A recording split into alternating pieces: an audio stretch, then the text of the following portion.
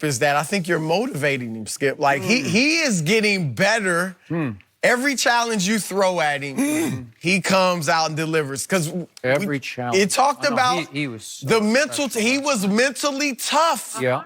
In this game, there is no question about to go into Milwaukee, where obviously that's a great home team, a team that's never lost or only lost 2 in a row one time, and then you did it to them in the playoffs. To go in there and beat them on their home floor, the 3rd straight game of the season, of the series, very impressive. He had a career high 62 points as far as points scored and assisted. Why did that happen? Because he was delivering. Oh, he was wait, setting guys nine up. times he passed it. Wait a second. Explain it. I'm going to say. 9 times he passed to 3-point shooters, and they made all 9 of them. And he should be punished? It's a miracle. He should be punished for that? It's a miracle. No, he's not punished, but they made all 9 of them. How many times has that happened in NBA history? All I know is when Michael Jordan passed off to Steve Kerr, he hit it, and we praised him, Jay. Yeah, right? Yeah, he told him in the sideline huddle, you are going to make this shot. Well, Kawhi told him. I think Kawhi, look, you can read player to player in that Raptors locker room, and the coach are saying Kawhi's even-keeled nature has settled this team down. This is a team that we've seen get swept the last 2 years. Get shook at the presence of LeBron James. I know, but now they're not playing LeBron James. Well, right? but look, Kawhi certainly wouldn't be shook by seeing LeBron. Right. Wait, and I think they would all pick it up. He's not a buck. They don't even have Giannis. They would all pick up. They have picked up, Skip, on Kawhi's even-keeled nature. So we get down 18-4. We stay even-keeled. We don't show too much emotion. We just keep pressing. We're down 2-0 in the series. We keep pressing. Kawhi is rubbing off on these guys. Yeah, because he doesn't say a word. But that's what they need. He doesn't change expression. That's what they want. Yeah. Just stay the course. Yeah. And he's shown a little bit of emotion when appropriate. After he hit the buzzer beater. You saw a little bit. You know what? But they need that. You know, Chris, after the game was off last night, I saw him standing on the sideline. He was talking to the reporter. Yeah. So I said, I want to hear what he got to say. So for this time, you turned it up. I turned it on. So I would listen to it. Did you hear that one line? They asked him, they said, well, Kawhi, what's it going to take for you to close out this series, win 4 in a row and close out this series? Kawhi said, I don't know. We ain't done it yet. That's what I'm talking about. That's right. Let them know we ain't done it yet. All that's fine and good. Yeah, I just dropped 35 on these bums. Yeah, I had 9 assists. I told you I'm better than Giannis. I've been telling y'all that for the longest, but y'all ain't want to hear me. He gonna win the MVP, but he's not a better player than me. Been trying to tell y'all that. Skip Bayless been talking about, I'm hurt, I quit on this team. But don't worry about it. Let him keep talking. I'm going to keep dropping these 35s, keep giving you these virtuosos. Really? I got a bunch of these under my belt. Game 4 in Philly. Game 4 in Philly. Game 7 in Toronto. Yeah. Game 3. Game 5 last night. So he got 4 in the last 10 days. Really? So you keep talking, or you keep talking. Skip, he listening. You know, the show comes on in Toronto. It's a compliment to some degree. Yeah. Because he's paying attention. So here's the bottom line to everything I just heard across the table. Let's not let the facts get in the way of a good story, okay? Please, let's not, because this man went so far, had the audacity to say that last night was a virtuoso. It was Pavarotti at the Sydney Opera House. Because he went to Milwaukee's Opera House and did it there. And this is, Milwaukee's is beyond Sydney's, right? It's just, this was virtuoso. Yes. And I'm here to tell you that show enough was unshow enough down the stretch, because let's not let this fact get in the way, shall we? Yeah, we should not. Over the last 8 minutes of that game, he made no baskets. The last big shot that he made came at the 8-minute mark. And I'm going to give you this. He had a fantastic flurry. It was daggers galore, but they all came pre-8-minute mark. So remember, there's 8 long minutes of a back-and-forth game left to play, and the flurry comes, jump shot, 3-3, and it came boom, boom, boom. And Milwaukee was just like shot between the eyes and reeling backwards. And all of a sudden, it was 85-81 Toronto. But they kind of hung in there. And the only reason they hung in the game is because down the stretch, unshown enough, missed his last 4 shots. But let's sweep that under your carpet over there. You got a lot of stuff. It's dirty under that carpet because you hide a lot under that carpet. So the last of the 4 misses came with 35 seconds left. And it was significant for several reasons, because It was from 14 feet a fall away that almost airballed in that virtuoso performance. It almost airballed. It barely ticked the front of the rim. And it was such an ugly shot that Brook Lopez completely got fooled by it and mistimed his jump and butterfingered the rebound. If he garners the rebound and kicks it, they're going the other way, down only 2 with 34 seconds left. And we might have a different story. I don't know. But somehow the ball escapes Brook's hand because it was such a bad shot. And Gasol comes up with the basketball, and Brook, out of either desperation or probably frustration, fouls him and sends him to the free throw line and stops the action cold.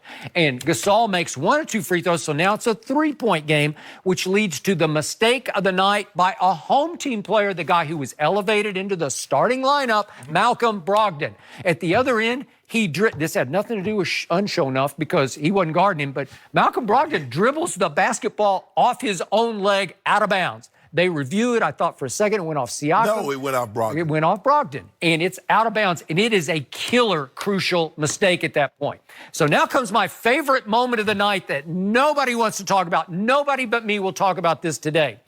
Inbounds to number 2. Yeah. You know why they inbounded to number 2? Because they knew what was going to happen. Intentional foul was going to happen. We want our guy, our new guy, our guts and glory guy, go to the free throw line and nail this game down with 2 free throws. And what happens?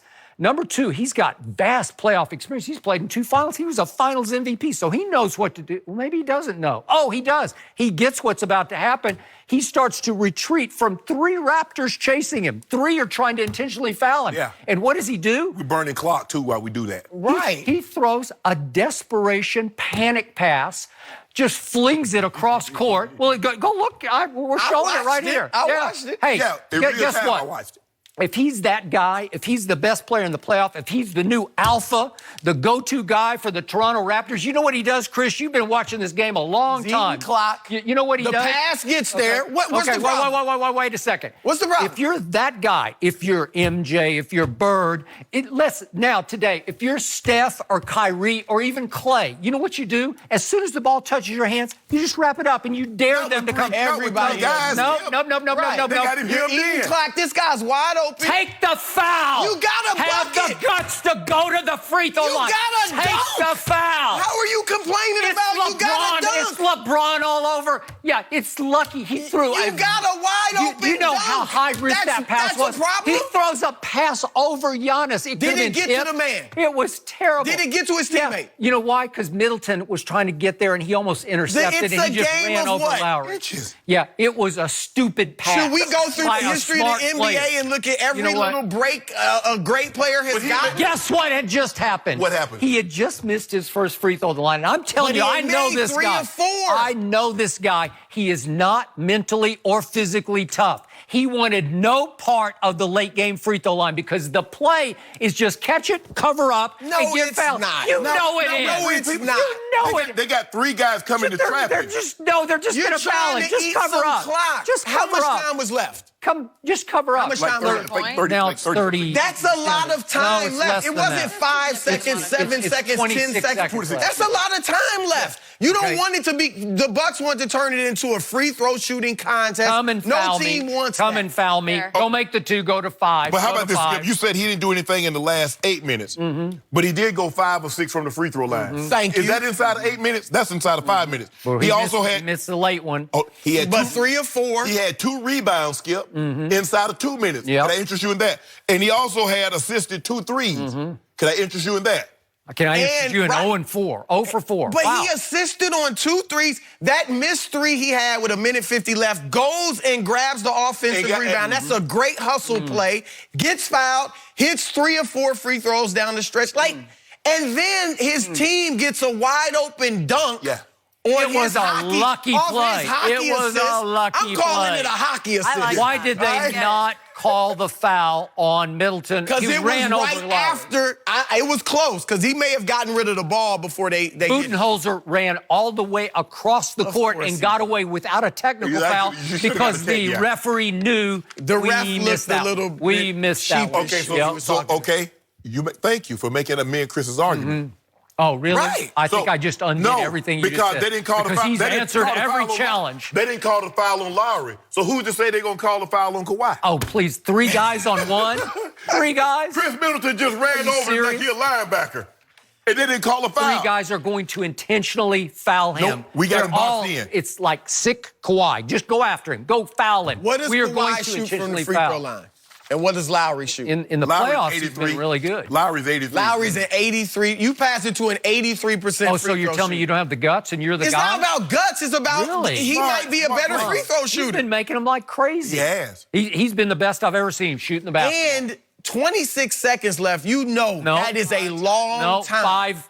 Go up 5. You got him. You got him. And they did go up. Yep. They did go up. Okay, but they did it the wrong. It was a lucky way. No. So now You don't think that was a dangerous pass? No. Would Coach Popovich I say, really- way to go, Kawhi? That was smart. Skip, I really believe that if we could transport the finals when Michael Jordan passed it to Steve Kerr. But that wasn't a dangerous pass. No, but it was a wasn't setup Jordan. It pass. wasn't the man taking the shot. Okay, but he told him in the sideline huddle, If they double, they if 2 come to me, I'm going to give it to you because you're going to be wide open. If LeBron or Kawhi said that to a teammate, you would say they scared to take the shot. Okay, did Kawhi say in the huddle, look, 3 are going to come after me, so I'm going to throw a dangerous pass to you, Kyle, and hope they don't foul you so you can get it to Siakam for an open dunk? Who doubled on Jordan?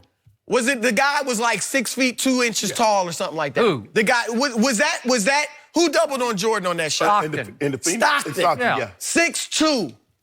I mean, he can't shoot over that. It was a wide open. It wasn't even a 3. It was just a Right. jumper. So when another player does it, why do we kill them for doing essentially the same No, thing? it's just go to the free throw line. Steph would That's just. what Jordan had to do. You know what Jordan went to Steph the would free throw do? line. Steph would just wrap up and say, come foul me. No, Steph Curry's the greatest free throw shooter and shooter in NBA history. Well, you're telling me this guy's the new man in Toronto. You got to do that. But if you look at what you know why? He wanted no part of it. He wanted no part of it. He had 15 points in the fourth quarter. But look what Kawhi did. 3 or 4 free You see, throws. as he retreated, Giannis had to come.